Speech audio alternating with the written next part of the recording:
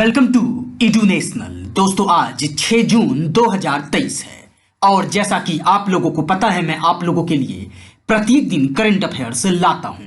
इसी तरह 6 जून 2023 का जो भी महत्वपूर्ण प्रश्न बन सकता है वो मैं आप लोगों के लिए लाया हूं। चलिए शुरुआत करते हैं पहले प्रश्न से।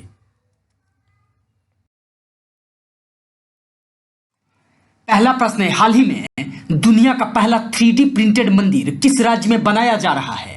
आपके ऑप्शंस हैं तेलंगाना, केरला, बिहार, इनमें से कोई नहीं। और इस प्रश्न का सही उत्तर है तेलंगाना, यानी दुनिया का पहला 3D प्रिंटेड मंदिर तेलंगाना राज्य में बनाया जा रहा है। चलिए बढ़ते हैं दूसरे प्रश्न की ओर।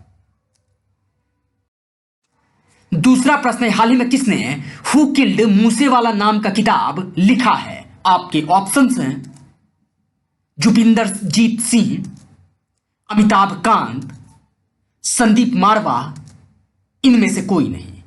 और इस प्रश्न का सही उत्तर है जुपिंदर जीत सिंह, यानी हाल ही में हु किल्ड मूसेवाला नाम का किताब जुपिंदर जीत सिंह ने लिखा है। चलिए बढ़ते हैं तीसरे प्रश्न की ओर। तीसरा प्रश्न है, हाल ही में जेब्रॉनिक्स टीवी ने अपना ब्रांड एम्बेसडर किसे बनाया है? आपके ऑप्शंस हैं अमिताभ बच्चन, ऋतिक रोशन, सचिन तेंदुलकर, इनमें से कोई नहीं। और इस प्रश्न का सही उत्तर है ऋतिक रोशन, यानी जेब्रॉनिक्स टीवी ने अपना ब्रांड एम्बेसडर ऋतिक रोशन को बनाया है। चलिए बढ़ते हैं चौथे प्रश्न की ओर। चौथा प्रश्न है, हाल ही में किस बैंक ने 100 डेज 100 पेज अभियान शुरू किया है? आपके ऑप्शंस हैं आरबीआई यानी reserve bank of India, SBI यानी state bank of India, BOB यानी बैंक ऑफ बड़ौदा, इनमें से कोई नहीं। और इस प्रश्न का सही उत्तर है आरबीआई यानी रिजर्व बैंक ऑफ इंडिया ने अभी 100 डेज 100 पेज अभियान शुरू किया है। अब बात कर लें जो आरबीआई के स्थापना दिवस की, तो इसकी स्थापना 1 अप्रैल 1935 को हुई थी। इसका हेडक्वार्टर जो है वह मुंबई में है। इसके गवर्नर अभी फिलहाल शक्तिकांत दास हैं, जो कि 25वें गवर्नर हैं इसके। और इसका जो लोगो होता है, आरबीआई बैंक का जो लोगो है उसमें जो ट्री है वह पाल्म ट्री है और एनिमल जो होता है वह रॉयल बंगाल टाइगर होता है। चलिए बढ़ते हैं अब पांचवें प्रश्न की ओर। पांचवा प्रश्न है, हाल ही में आर्कटिक सैन्य अभ्यास नाटो ने कहां आयोजित किया है? आपकी ऑप्शंस हैं फिनलैंड, रूस, यूक्रेन, इनमें से कोई नहीं। और इस प्रश्न का सही उत्तर है फिनलैंड, यानी आर्कटिक सैन्य अभ्यास नाटो ने अभी फिनलैंड में आयोजित किया है। चलिए बढ़ते हैं छठे प्रश्न की ओर। छठा प्रश्न है, हाल ही में महाराष्ट्र राज्य के अहमदनगर शहर का नाम बदलकर क्या रखा गया है? आपके ऑप्शंस हैं रामनगर, अहिल्यानगर, सीतानगर, इनमें से कोई नहीं। और इस प्रश्न का सही उत्तर है अहिल्यानगर, यानी महाराष्ट्र राज्य के अहमदनगर शहर का नाम बदलकर अहिल्यानगर रखा गया है। चलिए बढ़ते हैं सातवें प्रश्न की ओर। सातवां प्रश्न है, हाल ही में देश का सबसे बड़ा रेल दुर्घटना में कितनी ट्रेनें आपस में टकराई हैं? आपके ऑप्शंस हैं 2 ट्रेन, 3 ट्रेन, 4 ट्रेन, इनमें से कोई नहीं।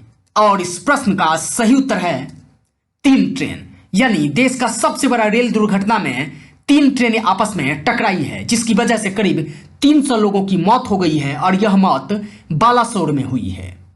और इसमें 1000 से ऊपर लोग घायल हुए हैं। यह एक बहुत ही बड़ी दुर्घटना हुई है। चलिए बढ़ते हैं आठवें प्रश्न की ओर। आठवां प्रश्न है, हाल ही में उत्तर प्रदेश के कार्यवाहक डीजीपी कौन नियुक्त किए गए हैं? आपके ऑप्शंस हैं अजय कुमार, मुकुल सिंह, विजय कुमार, इनमें से कोई नहीं। और इस प्रश्न का सही उत्तर है अजय कुमार। अजय कुमार उत्तर प्रदेश के कार्यवाहक डीजीपी नियुक्त किए गए हैं। डीजीपी यानी डायरेक्टर जनरल ऑफ पुलिस। चलिए बढ़ते हैं अब 9वें प्रश्न की ओर। 9वां प्रश्न है, हाल ही में यूपीएससी यानी यूनियन पब्लिक सर्विस कमीशन के सदस्य के रूप में किसे नियुक्त किया गया है? आपके ऑप्शंस हैं विद्युत बिहारी स्वयं, आलोक रंजन, नृपेंद्र मिश्रा, इनमें से कोई नहीं।